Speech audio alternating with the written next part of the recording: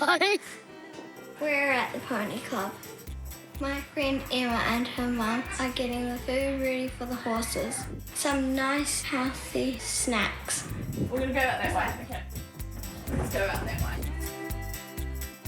The horses are waiting for us. They are hungry. Then we get to brush the ponies. All right, we'll take it. We go first.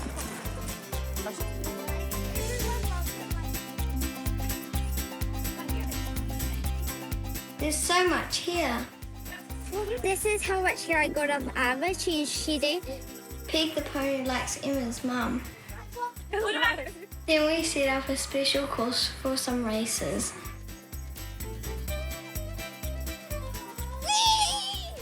Emma's got the flags ready to start the race.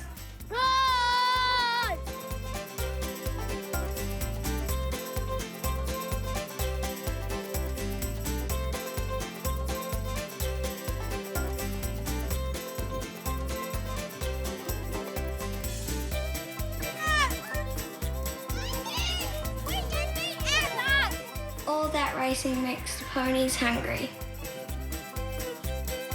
We love Pony Club.